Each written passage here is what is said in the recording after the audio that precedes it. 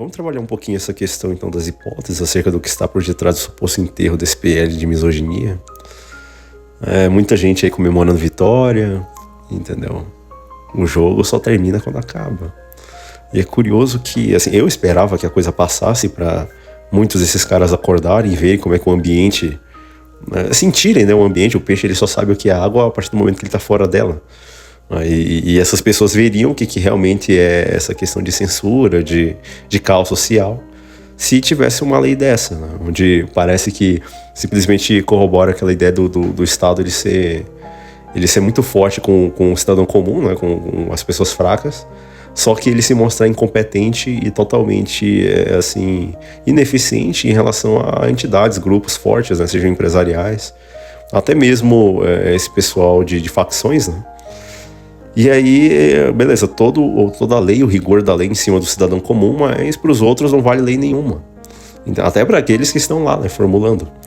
Então é interessante ver esse prisma, né, e tentar entender assim, esse suposto enterro a partir de algumas perspectivas. Então, se a gente fosse ver, né, a questão, essa reviravolta aí é um prato cheio para quem gosta de analisar então, o que acontece lá dentro do Congresso. Então tu tem um projeto que no papel, né, parecia caminhar para uma aprovação tranquila. Só que o cenário muda, né? A rede social, a forma, principalmente a oposição conseguiu mostrar acerca desse nível de controle, né, do Estado, acerca de crimes de opinião e essas coisas. E aí tem algumas hipóteses do porquê e o que poderia estar por trás desse enterro. Entende? É por isso que assim, não é interessante cantar vitória antes da hora, porque o que acontece? Eles só não querem sujar suas mãos. Então tem lá aqueles livros... que tratam acerca tanto da arte da guerra quanto as 48 leis do poder, falam, não suje as mãos. Quer dizer, muitos deles não querem assim, se queimar, né, com o eleitorado feminino conservador, nessa questão de aprovar um negócio que vai mexer com liberdade de expressão. Só que eles também não podem se queimar com o público feminista, né, que vota neles também. Então tem que fazer uma conjugação, não vão adiar a coisa para depois das eleições, porque aí é possível fazer uma aprovação logo imediata sem se preocupar com o voto, que é o que eu imagino que vai acontecer. Então, assim, algumas das principais hipóteses vão incluir essa questão da pressão das bancadas conservadoras e ideológicas. Então você tem aí essa questão de que, embora tenha passado no Senado, o projeto ele começou a ser rotulado, a ser visto, né, nas redes sociais como algo que gira em torno da ameaça completa à liberdade de expressão. Então, se terminologicamente falando, né, você tem a armadilha. Esses parlamentares, eles temem que termos como misoginia ou outros, né, sejam interpretados de uma forma muito vaga pelo judiciário, servindo só para punir críticas legítimas. Fora também o discurso de cunho religioso, que aí é o fim da Bíblia, né? Como é que você vai pregar comportamento? Entendeu? Como é que você prega modéstia cristã? Como é que se prega alimentação? Então, se qualquer coisa que se falar é ofensivo. Então, como é que você prega mudança de conduta, arrependimento? Não, tudo isso é criminalizado automaticamente. E aí que bate aqui no cerne do canal, que é essa questão da liberdade religiosa, tipo, de poder falar e pregar o que está na Bíblia. Então, a partir do momento que tudo vira discurso de ódio, o que fazer? Ir contra a ordem divina e ficar calado? Para ser julgado por ele depois? Não. Entendeu? Então, o que acontece? Você tem essa armadilha. Muitos buscam também essa compreensão do efeito manada inverso. Quer dizer, no Senado lá, o voto, ele pode ter sido simbólico ou rápido, só para, tipo, lei para elas verem, entendeu? Mas não vai ser um negócio assim efetivo, é só para dizer que a gente está fazendo. Só que o que acontece com punições muito graves, imprescritíveis, inafiançáveis, equiparando com racismo e outras coisas. E aí, quando chega na Câmara, onde o debate é pulverizado, é barulhento mesmo, o pessoal sai na porrada lá às vezes, o que acontece? A oposição ela tem tempo para poder se organizar e criar uma narrativa de resistência e impedir o avanço. Aí é melhor deixar o SPL morrer, entendeu? Deixar ele lá, entendeu? Tem outras hipóteses também nesse sentido. Fora também a questão do xadrez político, né, com o executivo. Então, assim, um engavetamento, ele pode ser também uma estratégia lá do presidente lá da Câmara, né, do líder lá, né? Uma moeda de troca, tipo, eu vou segurar isso aqui e aí o governo tem que fazer alguma concessão de algo, né, que seja do meu interesse para poder liberar o PL para ser votado. Então tem disso também. Quer dizer, o governo ele pode ter decidido não gastar o capital político com o PL da misoginia agora, né? Ele foca então em pautas econômicas, ou na reforma tributária e outras coisas. Só que aí o que acontece? O presidente ele pode segurar, controla o ritmo da pauta, pode enterrar ou segurar o projeto, né? Que é caro inclusive a certas alas do próprio governo. E aí simplesmente demonstrar o poder dele, né? Então, tipo, vocês votam, só que quando chega aqui pra mim, não, posso ter o poder de segurar e usar isso como uma moeda de troca. Vocês têm que me oferecer alguma coisa aqui, dentro dessa política, né? Lembra muito a política dos governadores, né? Antigamente, mas só que o que acontece? Tu tem esse poder, né, de exigir contrapartidas e negociações, articulações. Que é uma característica aqui dessa democracia, entre aspas, brasileira. Né? Então, assim, tu tem esse ponto que é fundamental. Né? E ainda a insistência constante e crescente, né, na Câmara, a qualquer projeto que crie novas tipificações criminais. Quer dizer, eles vão ver que eles mesmos vão estar se ferrando. Então, não pode discutir com um deputado, outros estavam já apanhando lá dentro e não podendo reagir, não fazer nada. Entendeu? Por causa dessa questão de preocupação com crime de opinião. Quer dizer, tensões que envolvem aí esse PL, inclusive aquele outro lado das fake news, né? Muitos deputados eles ficaram escaldados já. O pessoal já começou a entender como é que funciona o jogo. E aí eles acreditam, pelo menos uma boa parte ali, que... Assim, digo dos deputados, não tanto dos senadores que votaram, né? Mas eles acreditam que tudo isso seja um puxadinho para censura. Tanto nas redes sociais como qualquer tipo de discurso opositor. Que aí pode ser interpretado como misoginia, como racismo, né, que vai estar equiparado. Né? E as pessoas serem presas sem assim, uma justificativa plausível, simplesmente por questões subjetivas, que vão ficar então nas mãos aí de juízes, embargadores e etc. Então, assim, é um negócio que dá pano pra manga assim, para discutir, mas aí que vem esses pontos, né, que você começa a compreender o macro, né, puramente estratégias políticas. Mas o outro segura o projeto, podem votar depois das eleições sem se preocupar com o voto de ninguém, entendeu? Aprova lá o negócio na calada da noite, entendeu? O texto desse jeito mesmo, tá? E alguns falam, não, vamos tranquilizar, né, o povo de que não, foi enterrado e tal. É que nem o Olavo de Carvalho falava, só que ele usava muito palavrão pra explicar isso, né? Quando 18 centímetros de... simplesmente somem, tá? Saiba que tudo foi enfiado no seu... Então, é o que acontece. Não, vamos tranquilizar, né? E aí a outra ala lá dizendo que é justamente por causa da ineficiência... Assim, se esconde da ineficiência do governo nessa questão de combate na segurança pública, combate ao crime, né? E o que acontece? Não, tem que formar a lei, tem que criar outra coisa como se isso resolvesse. Ou seja, uma pauta inicial para algum debate que deva acontecer. Alguns juristas dentro dessas comissões eles argumentam que a legislação atual, principalmente a Lei Maria da Penha ou a Lei de Racismo, já tem a parte da injúria. Entendeu? Isso daí, se fosse cumprido, já seria suficiente para punir, né, os crimes, inclusive essa questão de ser aplicada com rigor.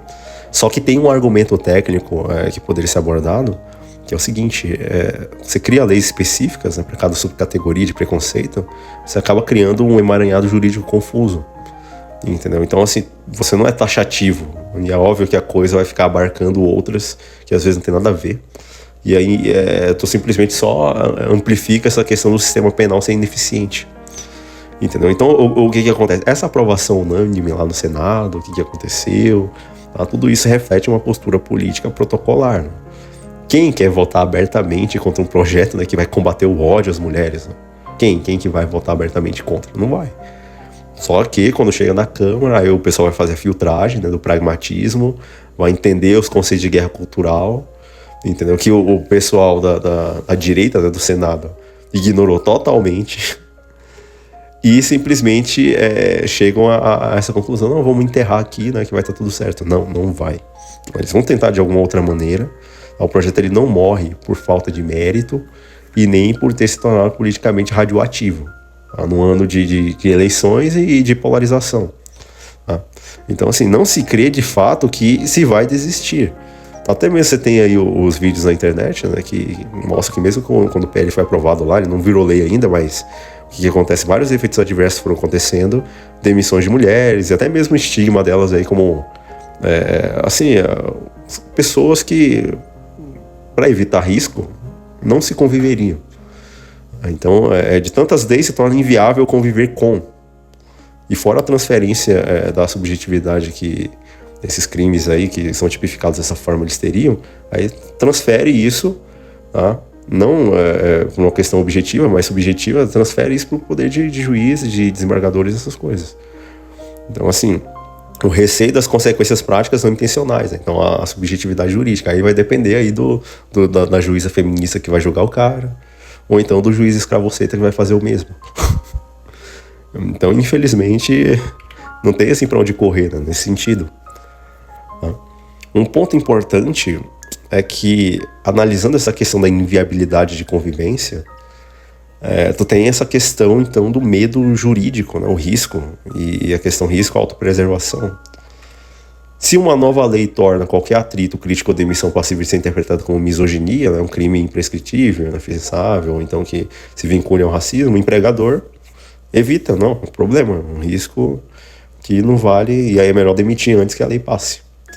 Só que assim, eles não vão desistir, cara, vão colocar uma outra roupagem ali, alguma coisa vai acontecer que essas coisas têm que passar, porque aí o que acontece? O sistema jurídico brasileiro se transforma tipo, em um dos mais, não, talvez ou mais, né, nessa questão anômalo do mundo.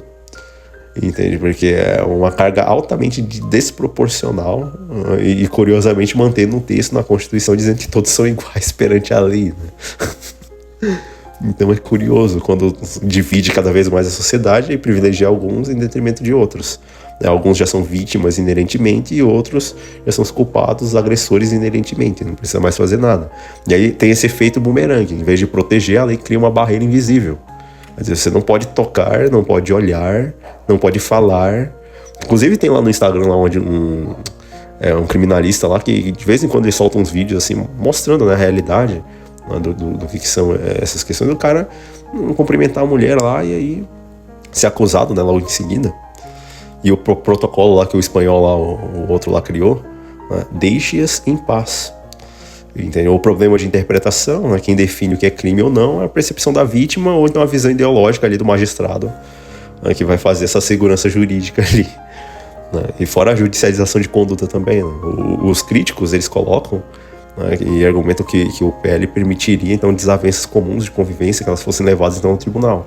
E aí é sobrecarregar ou supercarregar o sistema de maneira que eu não conseguisse assim, tratar das coisas realmente sérias, né? Então qualquer coisa, qualquer discussãozinha viraria um crime. Então a lei, nesse caso, seria então uma arma, ao invés de escudo.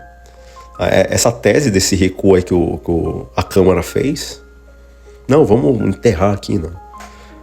E isso ocorre porque parlamentares perceberam que a lei poderia ser usada como ferramenta de perseguição política. Quer dizer, vai estar interferindo no deles. Daí, a partir do momento que interfere no deles, aí já era. Então, num ambiente polarizado, né, qualquer fala de um adversário poderia ser enquadrada então nesse crime, nessa questão que o PL está colocando.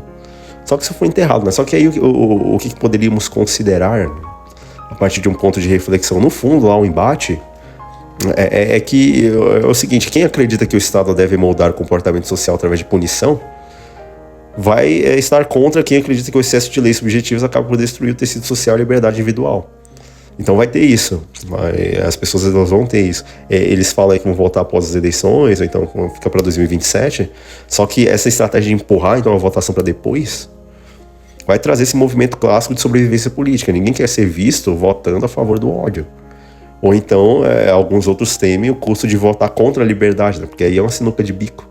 Você vai votar a favor do ódio ou vai votar contra a liberdade? Aí o pessoal não quer ficar ali no meio do fogo cruzado, né? Não, vamos enterrar aqui para voltar depois. Quando alguma coisa acontece que tira o foco ali e aí eles aprovam o que eles querem lá.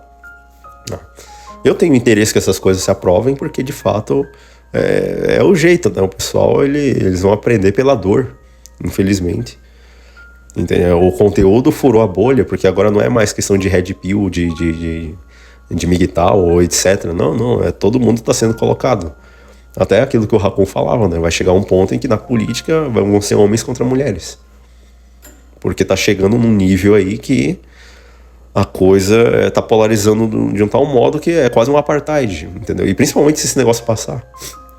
que seria algo interessante, né? Já que as ONGs internacionais estão investindo tanto, né, para essas coisas serem votadas e aprovadas, então deixa acontecer, entendeu? Aí depois o que der errado, que vai dar errado, muito errado, aí vão tentar fazer no mundo, né?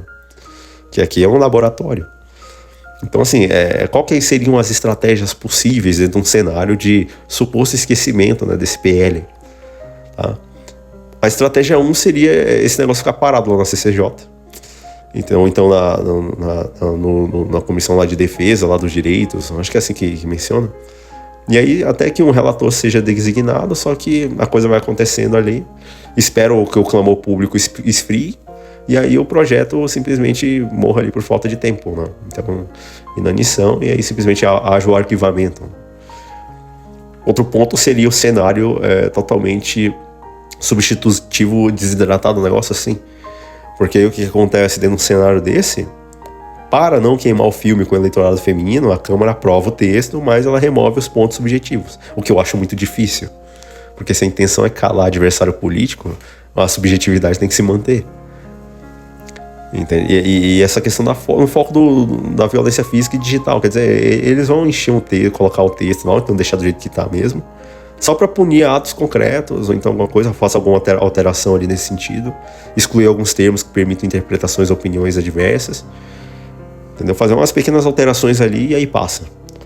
E fora também a blindagem religiosa, quer dizer, pode deixar o texto do jeito que está, mas é incluir alguma coisa lá que deixe explicitamente que discussões bíblicas ou críticas políticas não possam ser enquadradas como misoginia.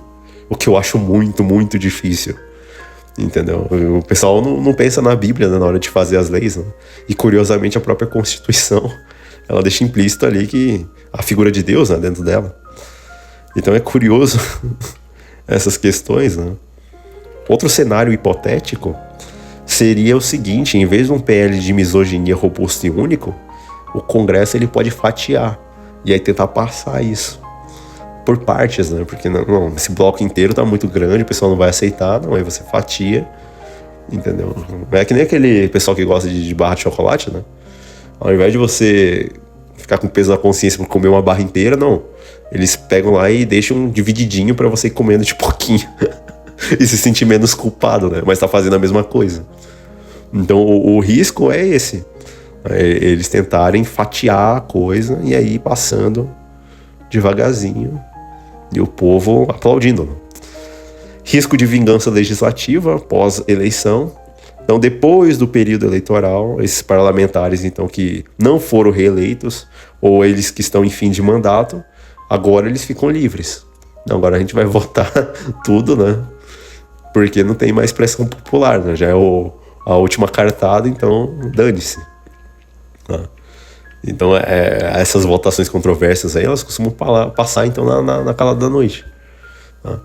No caso da ala conservadora, poderia usar esses casos como prova de que a lei é desnecessária, prejudicial à economia. Ou, no caso da ala progressista, diria que a lei é necessária justamente para pacificar, dar regras, né? Só que aí é que tá, né? Quem que vai ser o peso final da balança? Vai ser o centrão. E aí, óbvio que tem que fazer acordo, tem que fazer articulação, né? Sempre. Então, se eles sentirem que a lei atrapalha os negócios, mercado de trabalho, ou então cria algum tipo de superpoder, né, para o judiciário, o projeto ele será desfigurado até virar algo meramente simbólico. Entendeu? O que eu acho difícil acontecer. Só que assim, particularmente eu acredito que ainda passe. Entendeu? Ainda passe porque assim, os homens têm que acordar. Entendeu? O conteúdo já furou a bolha mesmo e... Só que agora não é só Red Pill, né? São todos os homens que estão incluídos. Enquanto o grupinho lá tava sendo encurralado, né? Aí não, aí a reviravolta acontece. E aí gente que nem tá no círculo, nem faz parte de comunidade nenhuma, tá sendo jogado no balaio. E aí ou se une, ou então vai todo mundo pro saco, né? Então é complicado isso daí. Muitos precisam desse choque de realidade. E se esse projeto passa como ele tá, aí o laboratório social ele cumpre perfeitamente as suas funções. Tá? Porque aí você teria um despertar pelo impacto prático. Tanto no ambiente de trabalho, com demissões preventivas, isolamento, Então, no caso delas, né, que apoiam essas coisas, você é contra e tal, o apoio, a defesa, né, delas e tal. Beleza, mas de que adianta isso? Você tá sendo demitida, você tá sofrendo isolamento, você vai terminar sozinha, né? E aí o inverno realmente se torna alguma coisa jurídica também, né?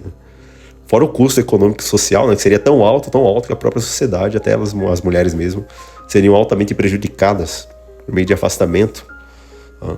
E tudo porque o pessoal ia querer evitar a lei, né? Então, se relacionar com elas é igual a se relacionar com o Estado, de forma negativada, então corta o intermediário. Tá? Fora a reação cultural também, porque isso daí serve para modelar o comportamento, né? Controle de discurso, e aí dá um efeito reboot nesse sentido, quer dizer, a lei é percebida como uma ferramenta de injustiça e perseguição. Quando tu fica encurralando muito lá os cachorros, lá eles não atacam. Pois é. E aí o sistema se retroalimentaria. Entende? Fora que o Estado ele é altamente ineficiente em termos de segurança pública. Entendeu? Ele acaba validando o fortalecimento justamente de discursos que ele pretende combater, né? E aí cria uma resistência cultural muito mais organizada entre homens e setores conservadores, porque esse pessoal precisa se unir de alguma forma. E se está todo mundo sendo controlado e colocado contra a parede, tem que se unir. Entendeu? Vão ter que se unir uma hora. Entendeu? É óbvio que alguns estão ganhando coisa com isso, entendeu? Só que de que adianta se ele mesmo está sendo colocado na contraparede, né? Então, o que acontece? Se isso passar, tá? O foco vai sair do Legislativo, vai para o Supremo Tribunal. E aí teria uma enxurrada de ações indiretas de inconstitucionalidade, né? Um monte, mas várias. Tá? O acordar seria institucional. Até os tribunais teriam que decidir se eles mantêm a subjetividade ou se eles impõem limites rígidos à interpretação da lei. De tantos e tantos casos que teria. Daí esse cenário, né? Votar após as eleições é a zona de conforto dos políticos. Entendeu? Porque aí eles não têm medo da urna, eles podem simplesmente entregar o projeto como um tipo de troféu para certas bases, só que ao mesmo tempo fingir que está aprovando ou que está fazendo alguma outra coisa para outra, né? Para não perder capital político. Então, assim, se isso de fato acontecer e passar, o Brasil se torna, então, um dos casos mais extremos de legislação de gênero do mundo. Né? Só que sem efetividade no combate aos crimes reais. Tanto que tanto o governo atual como outros setores, né, da própria esquerda defende o banditismo. Entendeu? Ou seja, como ferramenta anticapitalista, ou então de distribuição de renda, entendeu? A lógica do assalto lá, que a outra lá falou. Então, a vítima social, né, o bom selvagem. Só que aí o que acontece resta saber se isso resultaria em uma convivência mais respeitosa. Só que isso é impossível se analisar só letra de lei. Né? A convivência respeitosa, ela muitas vezes não pressupõe lei. É bem como aqueles filósofos iluministas falavam. Né? O ser humano necessariamente não precisaria de lei se ele mesmo já se regisse internamente a partir dos seus valores, princípios. Só que muitos não têm isso, então fica difícil. Tá? E aí o que acontece? O que ocorreria na prática seria a prisão de opositores, mais controle do Estado, e simplesmente os privilégios para bandidos continuariam. Até mesmo essa questão do feminicídio, a tendência é aumentar mais. Tipo, qualquer coisa colocada, né, envolver mulher no meio é feminicídio, colocam assim. E aí aumentaria mais e mais. Os bandidos que já não se importam com lei nenhuma, simplesmente ficariam livres para agir, e o peso do Estado ficaria em cima do cidadão comum, só. Entende? Então, essa seria a conclusão mais viável. Eu sei que existem argumentos contra, pode ser uma questão simplista e tal, mas fica aí o debate. Né? Agora, o raciocínio, ele aponta, então, essa desconexão, tá? Entre a intenção da lei e a realidade do crime. Então, o que acontece?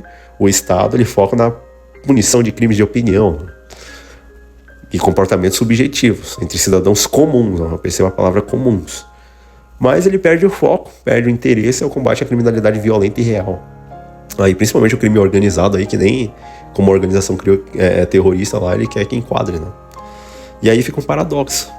O Estado, ele é forte para você, só que é fraco para organizações criminosas. Ele é fraco para crimes de colarinho branco. Ele é fraco para esconder essas CPIs, né, que tem que ver com o rombo lá no INSS, uma série de recursos mal utilizados e e assim, roubados literalmente, né, nesses escândalos políticos que envolvem uma grande parte ali da Câmara, do Congresso, até mesmo a presidência e o próprio judiciário também, né? Aí ele é fraco, né? Mas só que pro cidadão comum aí ele é forte, né? Punindo o crime de opinião que o cara tá postando ou não na internet, e etc, etc. Então, assim, é o que vai estar acontecendo. Agora, dentro dessa perspectiva, o combate à criminalidade violenta e organizada, não, isso daí tá fora de cogitação. A questão é te combater, é combater o que você tá pensando. Então, porque você segue as leis, né? Agora, pros outros lá, nada vale. Entende? Então, assim, é um paradoxo de imunidade seletiva que vai acontecer na política. A sensação de que o Estado é forte para com os fracos e fraco para com os fortes. O cidadão comum fica vulnerável a denúncias baseadas só em subjetividade, seja um post, palavras ou atitudes, até mesmo piadinha lá que o Neymar fez. E aí o peso total, o rigor total, né, da mídia, da sociedade, das leis, né, viria em cima desses caras. E olha o que tá acontecendo com um cara destacado, né? Não é com uma pessoa comum, assim. E o criminoso violento, o bandido, né, que comete de fato feminicídios reais, ou então crimes brutais, seja com homens, com mulheres, etc. O que acontece? Ele muitas vezes opera fora da lei. Então, para ele, mais um PL, mais uma palavra ou outra ali, mais uma lei, né, que ele não quer nem saber, né, do que acontece, porque não vai mudar o comportamento. Entendeu? Ele já tomou essa decisão e fez sua escolha. Especialmente se o sistema penal ele continua não só sofrendo essa mitigação do governo, né, que muitas vezes não investiga as coisas direito, promove um monte de progressões, né, saidinhas de fim de ano, de não sei o quê. Inclusive favorecendo progressões de pena assim, para pessoas que já têm reincidência. Aí como é que ele tá enxugando o gelo, né? A lei aqui, né, para enganar as mulheres para votarem neles e para tentar punir ou calar o discurso ali de certos setores da sociedade. Ao passo que os criminosos reais, não, vocês vão estar saindo aqui, ó, pode curtir lá, fazer o que vocês quiserem, entendeu? Se reincidir, aí a gente progride a pena para poder sair mais rápido e continuar desse mesmo jeito. Quer dizer, a ineficácia da lei contra a violência real. Vai proibir o funk, que objetifica mulheres, ou então... Não vai, porque é manifestação cultural, né? Então, assim, é um negócio muito esquisito, né, que está acontecendo aqui. É um poço de contradições. Argumento de que lei simbólica serve mais para dar uma resposta política imediata do que para resolver o problema. Eles não querem resolver o problema, porque o problema é justamente o que faz com que eles tenham campanhas e discursos para fazer. Quando não, a ideia é que nem estrada no Brasil. Você não conserta estrada no Brasil. Entendeu? Você tem que ficar enrolando ali, porque aí o dinheiro...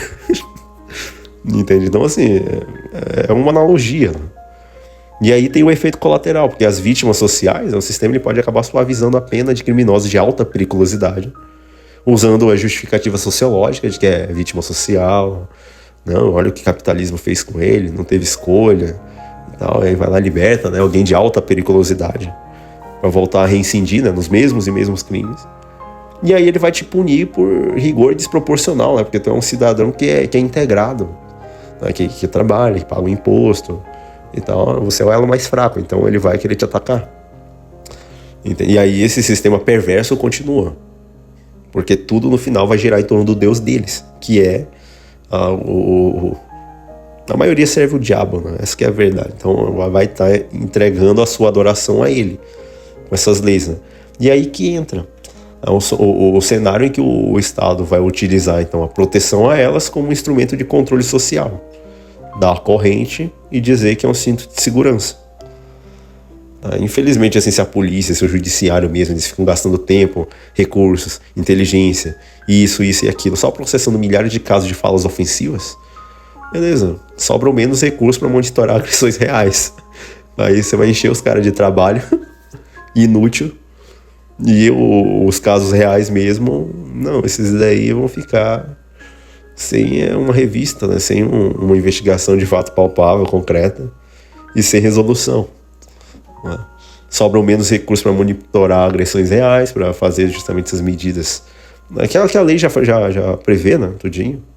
Entendeu? Aí você simplesmente vai ficar gastando energia em combater coisas que a outra lei já garantia, né? Só que por ineficiência, aí não, tem que colocar mais uma, e aí vai tentando enxugar gelo.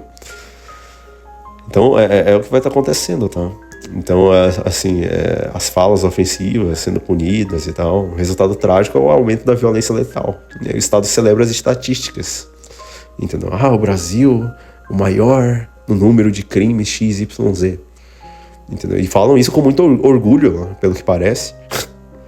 Ao invés de tentar praticamente, assim, na prática, de forma objetiva, resolver a coisa.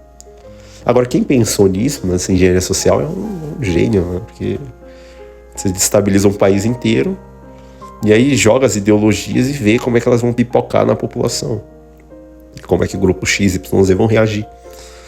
Entende? Aí você tem condições de ver o que vai acontecer, melhorar ideologias, entendeu? Quem tá por trás pensando aí essa jogatina de peças, né?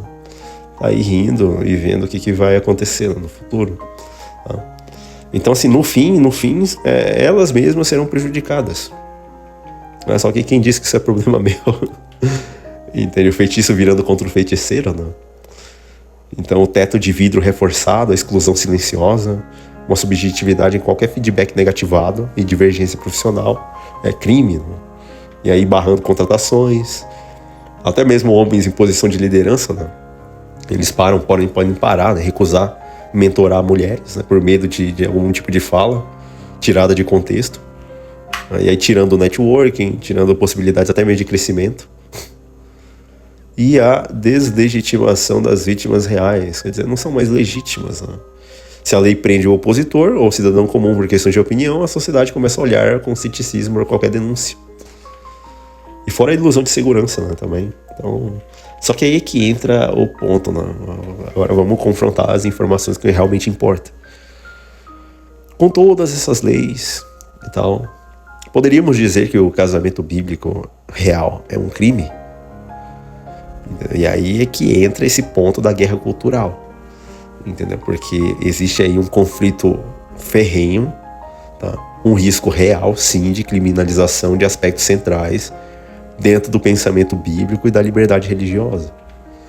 Entendeu? O mero discursar, falar, né, já pode sim ser considerado. Eles podem falar que não, ninguém vai ser preso por isso ou por aquilo, né? Mas vai ler os versículos lá, né, que falam sobre submissão, sobre hierarquia, aquilo que de fato tem no reino, é reino de Deus, tá? Não é uma democracia de um país mundano, que o pessoal diz que Deus é acima de todos, não.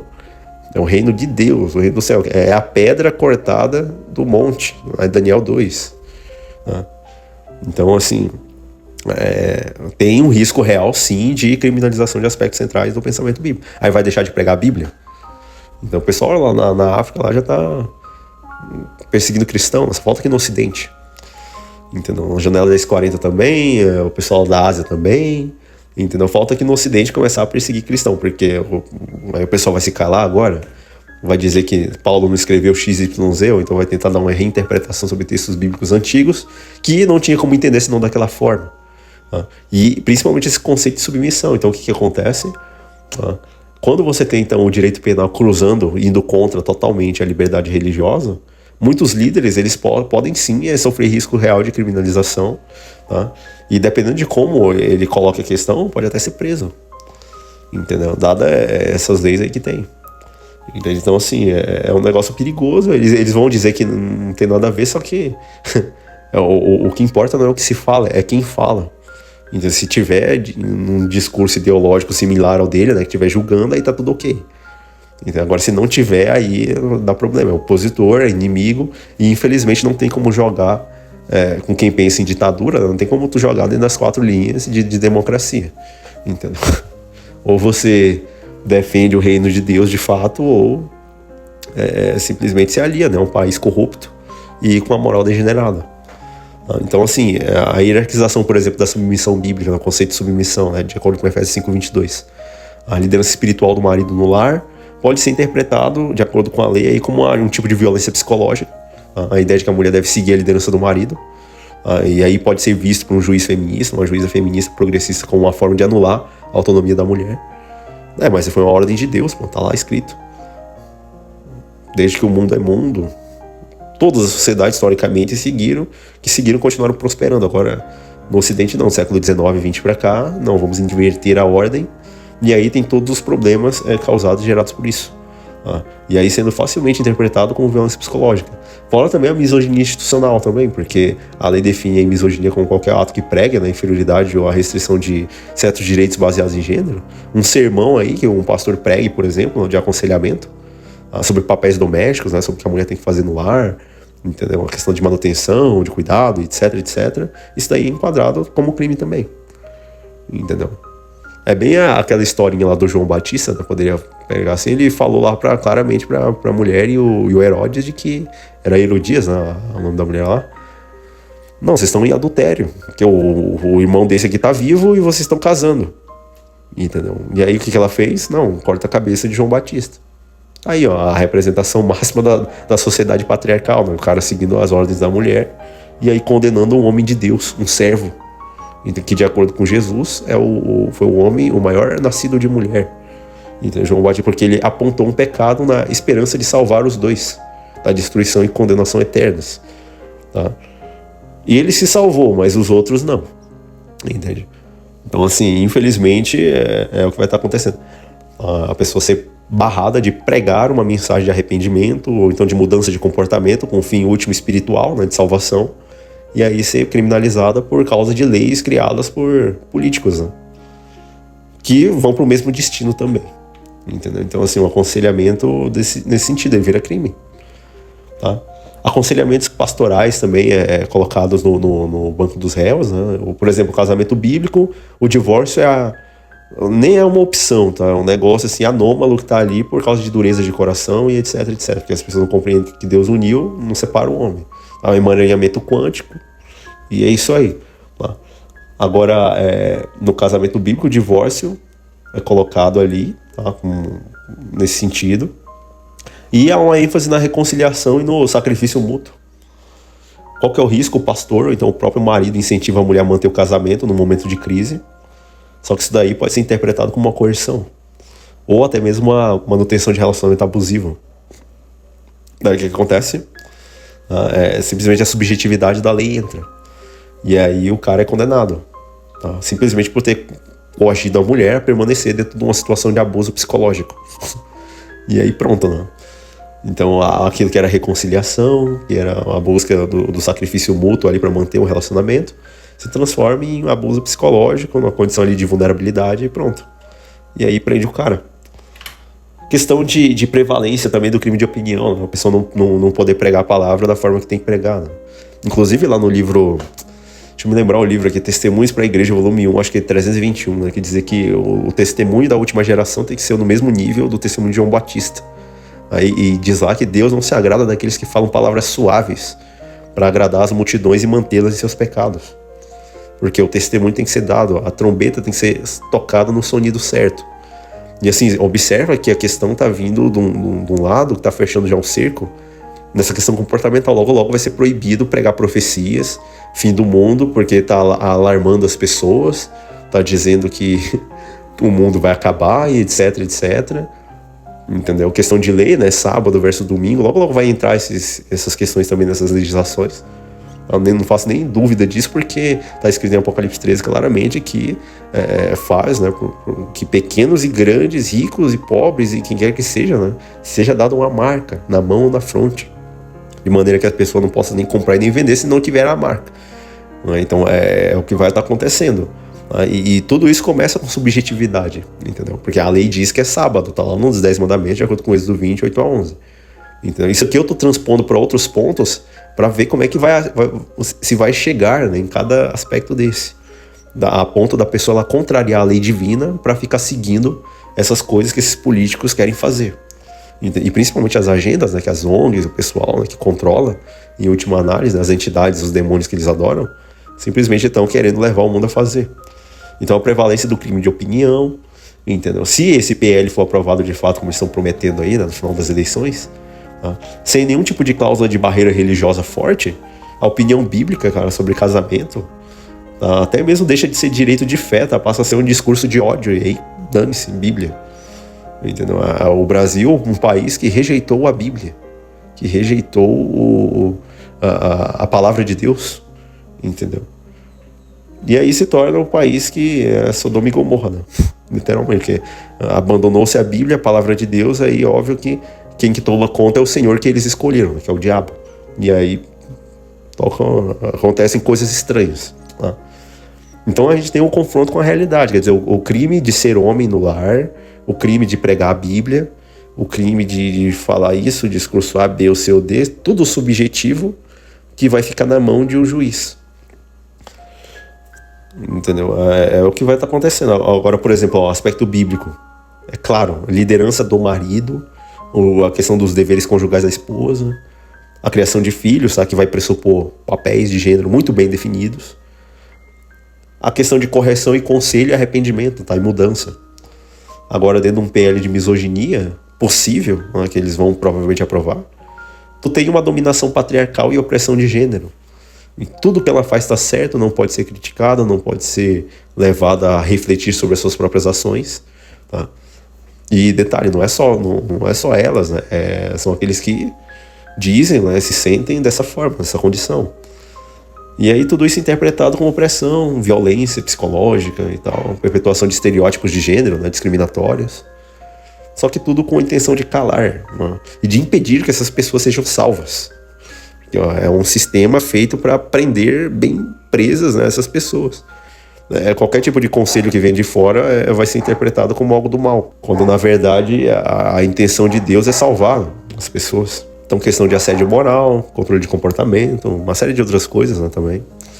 Então aí fica bem nítido nessa questão. Então assim, o que se aponta é que tu tem uma transferência então, de autoridade do lar, saindo do lado da igreja, né, para as mãos do Estado e para as mãos da ideologia, né? As mãos da ideologia, que não é uma ideologia que vem de Deus. Esse negócio, tanto que o símbolo deles lá é o indivíduo levantando a mão em oposição a Deus, ele levanta a mão para o céu, contra Deus. Né? E é simplesmente o casamento bíblico como alguma coisa extremamente ruim, péssima, né? Nesse sentido. Né? Vamos pegar o manual do Criador e simplesmente jogar ele na lata do lixo. Entendeu? E colocar aí coisas humanas que vêm aí do século XVIII, século XIX e XX, né, como sendo o parâmetro universal das coisas. Vamos reinventar a roda. Né? Então, assim, se o casamento bíblico ele pressupõe uma ordem voluntária aceita por ambos, né, e a nova lei ela dá ao Estado o poder de intervir e dizer assim, mesmo que tu aceite esse negócio por fé aí, eu considero que você está sendo vítima de misoginia e dane-se, eu vou punir o seu marido e qualquer parente seu. A destruição total da família, cada um agora dependente totalmente do Estado, né, e do Deus dele, e pronto. Tá? Então é uma situação de um homem cristão, ele está cada vez mais encurralado, só que poucos percebem. E aí tentar viver conforme então essas escrituras, as pessoas tecnicamente estariam cometendo crimes de forma continuada. E aí o pior, né, que é o ápice da inviabilidade de convivência. Então os caras vão se afastar, entendeu? E não vão pregar o que tem que ser pregado, né? Então assim, é complicado. Né? Muitos dos cristãos, eles não percebem, né, o que está acontecendo, mas o cerco está fechando. Entendeu? Tu tem hoje um conflito então entre... Se esse negócio passar, né, do jeito que tá, um conflito entre o direito penal e versus a liberdade religiosa. Então, o mero falar já será enquadrado como um discurso ofensivo. Entende? Mas assim, o pessoal não vai deixar, né, de pregar, porque deve-se temer muito mais a Deus do que os homens. Né?